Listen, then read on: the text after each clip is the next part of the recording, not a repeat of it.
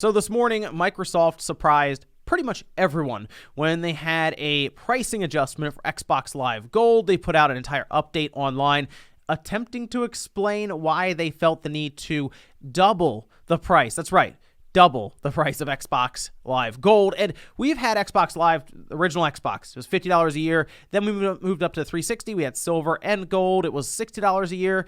And it's pretty much been that price up until now, where it is $120 per year. That's right. Microsoft's kind of been building up to this announcement, doing some things in the background, getting ready with the different pricing tiers, so they didn't actually have to write out $120. We're going to go over all of that and what this could mean for the rest of the gaming landscape. Guys, if you enjoyed these videos, make sure that like button helps out a ton. And if you're new to the Small Wave Plus channel, make sure you subscribe down below. We're going to go over here to the blog post they put out, just getting everybody kind of acquainted with the new pricing structure that they're doing. They say update on Xbox Live Gold pricing. Since we've launched Xbox Live, that'd be 18 years ago, it really has been a while, we've been working to make it the most advanced multiplayer network available for the greatest community of gamers. And there are a lot of you. Millions of people come together on Xbox to play with friends and discover great games.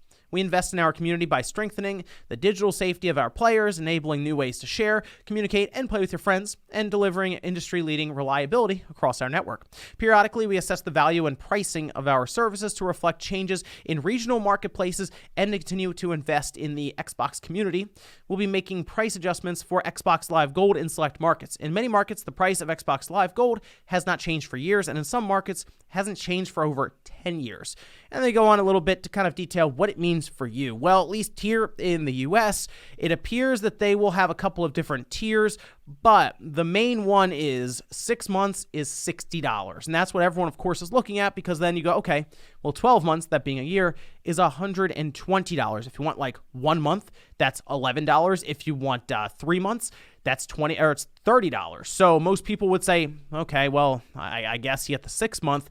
So they don't actually have to write out $120. They just need you to kind of do the math there and realize that they've doubled the price on you. Now, they do talk a bit about grandfathering people in, that being if you already have like Xbox Live Gold now at a set price of like $60 per year and it renews, then you're good for now, but we'll see how long that goes on for. And they also talk about being able to upgrade your gold membership to Xbox Game Pass Ultimate. Your remaining gold time will also convert directly to Ultimate up to 36 months. For example, if you have 11 months of Xbox Live Gold now and you upgrade to Xbox Game Pass, those 11 months convert to 11 months of Ultimate at no additional charge. So obviously this is very jarring. To go from 60 to 120 is like basically Microsoft ripping the Band-Aid off, essentially. They didn't try to ease everything in and slowly tear it off. Or like, okay, next year it's going to be $70 per year. And then like the following year it'll be $80. And then they'll work their way up through an entire generation or something. No, just $120 per year. That's it. And I really don't necessarily see what they've added to Xbox Live Gold to really justify that much of a price jump. Because if you look across to like Sony, that's still $60 per year. And really, Sony and Microsoft, the gap between their online services has been closing for like all of the generation prior with the PS4 and the Xbox One, to where there's really not that much of a difference anymore. The only difference actually is that Sony I would say on average gives better games for their PlayStation Plus service than Microsoft does for games with Gold. And a lot of it has to do with them also having to support Game Pass and bring a lot of games there. I mean, for most of 2020, we covered some of those games with Gold. They were not good. It was pretty brutal some months. Now, they mentioned reliability, safety, all of that. I mean, let's be real here for a second. Paying for online should be unnecessary. Like, really, it should just be free services because we're using peer-to-peer networks, all of those things. It should not be something that you really even have to think about. But after Microsoft essentially normalized it back with the original Xbox and then throughout the 360 generation, Sony jumped on board, Nintendo jumped on board, and now if you want to play online with any one of the big three, you are paying some sort of subscription service for the year, or at least monthly if you want to jump in for a month with a certain game. But Microsoft's is a bit different because they're still forcing you towards that Xbox Live Gold membership if you just want to play free-to-play games. And that's been one of the biggest criticisms and I'm sure many people have had for Microsoft, considering Sony and Nintendo do not do that. As an example, if you want to play Apex Legends, all right, well, actually, let's use Fortnite because that's on all of them currently.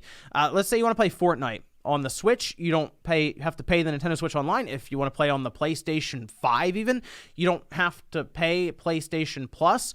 But if you want to play on Microsoft's system, the Series X, the Series S, you have to pay that Xbox Live Gold, or now it's $120 per year. It's odd that they still have these games that are free to play at their core still locked behind a paywall, which really throws everything out of whack. I mean, they've said that their Halo Infinite is going to be free to play.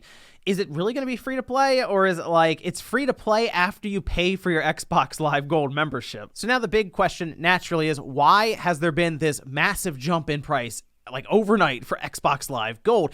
A lot of people are pointing to, okay, they want you to jump up then to Game Pass Ultimate. And yeah, that's probably the biggest reason why they are doing this, because, if it's $10 per month, well, I mean, $5 more gets me Game Pass Ultimate, and that comes with Xbox Live Gold. It also comes with all of these games over here that I can use. But really, the way Microsoft should be going about this, rather than basically strong-arming people in that direction, they should just be releasing good game after good game after good game, putting it on Game Pass and telling people they don't have to buy the game outright. You subscribe to this service, and then all of a sudden you can play these games without having to spend the $60 on each one we release. If they continue to do that and had a constant flow of good first-party titles with all of these studios they've purchased, they wouldn't even need Xbox Live Gold. And really, that's where I thought they were going with this. I thought they were just going to be like, you know what? Xbox Live Gold is outdated. The model itself isn't something we need right now.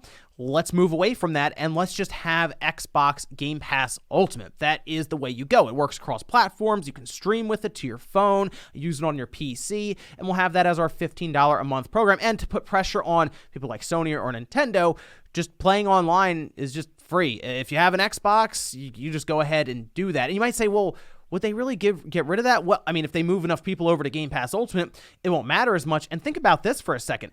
The only people for Microsoft who are paying to play online are the people with the Xbox. Like, if you're on PC right now and you're using the Windows Store and you're playing the same game, by the way, that people on Xbox are playing because Microsoft's putting it on PC and on Xbox, they're not paying for that. It's just the people with the Xbox console who are paying $120 a year minimum. It's just strange for me to see a company that really started everything with this pay-to-play online subscription service to be kind of confused and discombobulated as to where they're going with this whole thing and how they are trying to sell you these subscription services. Now, I will also point out that there's the possibility that the reason that they raised Xbox Live Gold is so that they can raise the floor overall for the subscription services, because Game Pass Ultimate's not going to stay at $15 per month forever.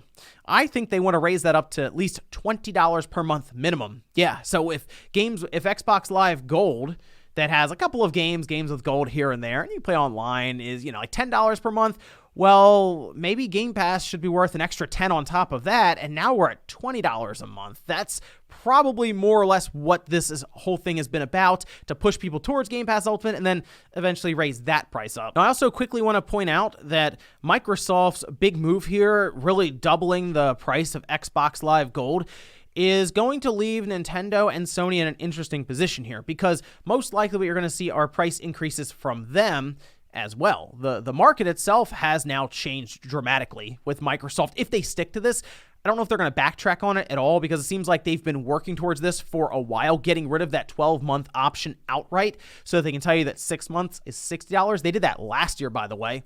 So naturally, they've had this kind of in their mind for a bit now. I think they're going to just push forward here.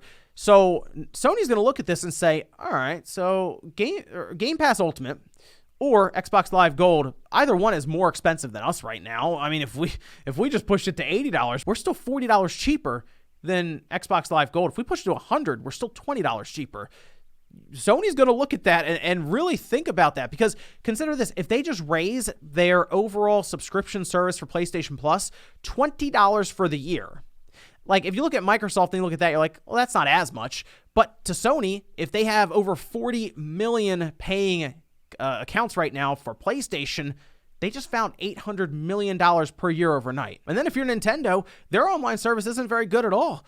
It's $20 a year. But if it's $30 per year now, that still looks pretty cheap in comparison to Sony, and definitely in comparison to Microsoft. That's a quarter of Microsoft's Xbox Live Gold, isn't it? So yeah, we'll go up $10, and who knows, maybe that'll make wiggle room so they can drop Nintendo 64 games on there much more comfortably for Nintendo. Yeah, this move by Microsoft, doubling that Xbox Live Gold price, is going to have an impact across the board for all these companies. But wow, what a misstep by Microsoft. After all the goodwill they built up with Game Pass being like the best deal in gaming, they now have what's the worst deal in gaming with Xbox Live Gold at $120 per year. It's head-scratchingly bad, I'll say. But let me know what you guys think about this situation down below. Thanks so much for watching, guys, and I'll see you next time.